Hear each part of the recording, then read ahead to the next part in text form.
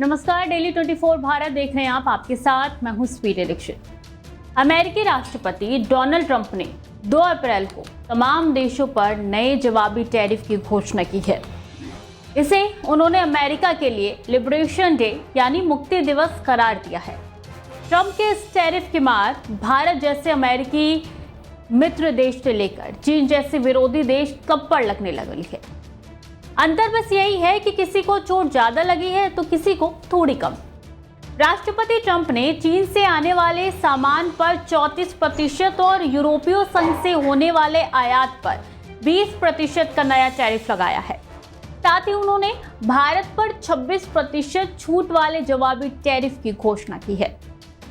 Trump ने कहा है कि दुनिया भर के देश अमेरिका से जितना टैरिफ लेते हैं, हम उसका लगभग आधा टैरिफ ही लगा रहे हैं और इस तरीके से उन पर दयालु हो रहे हैं। ट्रंप ने कहा है कि हम उनसे उसका लगभग आधा शुल्क लेंगे जो वो हमसे वसूल रहे हैं। हम दयालु लोग हैं। उन्होंने बाद में कहा है कि ये पूरी तरीके से रेसिप्रोकल यानी कि जो बराबर जवाबी टैरिफ लगाना है वो नहीं है, ये दयालु रेसिप्रोकल है।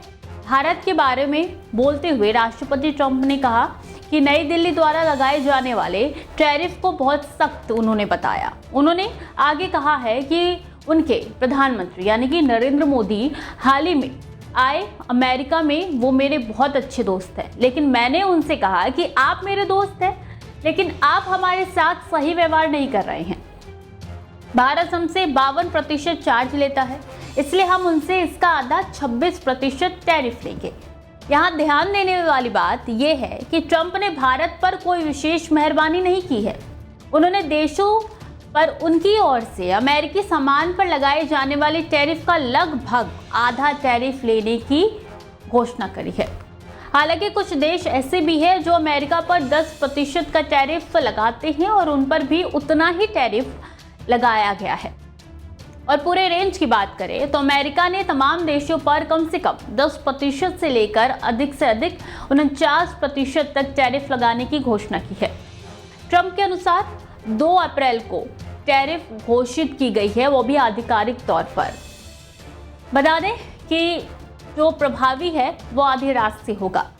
भारत की बात की जाए तो भारत के समय अनुसार 3 अप्रैल को रात 9:30 बजे से ये लागू होगा। चलिए बताते हैं कि आखिर टैरिफ है क्या। वस्तुओं के आयात पर लगने वाली ड्यूटी को टैरिफ कहते हैं।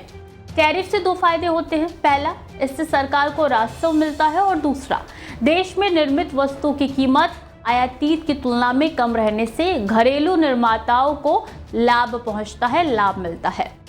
उरुग्वे दौर की वार्ताओं की अगर बात की जाए तो उनका उद्देश्य ये भी था कि सभी देशों ने कस्टम ड्यूटी यानी कि आयात शुल्क की सीमा तय करने की प्रतिबद्धता जताई है। विकसित देशों ने तो अपने यहाँ कोई आयातित चीज़ों पर टैरिफ की दर घटाकर 0 ही कर दी थी। असल में जब कोई देश विश्व व्यापार संगठन का सदस्य बनता है और अन्य देशों के साथ व्यापारिक वार्ताओं में भाग लेता है, तब वो टैरिफ के बाउंड रेट तय करता है। इसका मतलब है कि वो देश आयातित सामान पर बाउंड रेट से अधिक टैरिफ नहीं लगाएगा। जितना तय किया गया है सिर्फ उतना ही टैरिफ लगाया जाएगा, इससे ज़्यादा नहीं। अगर वो ऐसा करेगा तो WTO के सदस्य देश उसकी शिकायत कर सकते हैं, उनका पूरा अधिकार है। WTO में विवाद सुलझाने की जिम्मेदारी डिस्प्यूट सेटलमेंट बॉडी की है, जिसमें सभी सदस्य राष्ट्र शामिल होते हैं। नए टैरिफ लगाने से भारतीय कपड़ा, इंजीनियरिंग सामान, इलेक्ट्रॉनिक्स और रत्न आभूषण निर्यातकों पर सबसे अधिक असर पड़ने का अनुमान है। इन उद्योगों का उच्च लागत के कारण तत्काल चुनौतियों का सामना करना पड़ेगा, जिससे उनके लाभ मार्जिन में कमी आ सकती है और अमेरिका में उनकी बाजार हिस्सेदारी कम हो सकती है।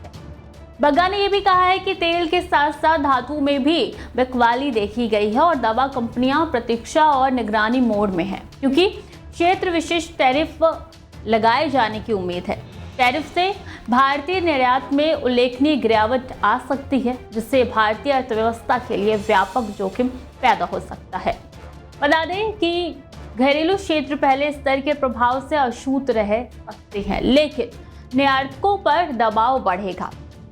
इसके अलावा निवेशकों के व्यवहार में बदलाव हो सकता है, जिनमें धन को सोने, जापानी येन या स्विस फ्रैंक जैसे सुरक्षित संपत्तियों में बदलाव किया जा सकता है, जिससे उभरते बाजार पोर्टफोलियो पे इसका प्रभाव साफ तौर पे दिखेगा।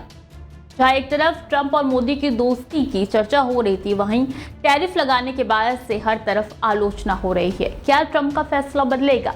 क्या भारत पे जो टैरिफ लगाया गया है वो ट्रंप वापस लेंगे, या जरूरी है कि अब बीच में दरार आएगी ही आएगी? खबरें लगातार जारी हैं, देखते रहिए डेली 24।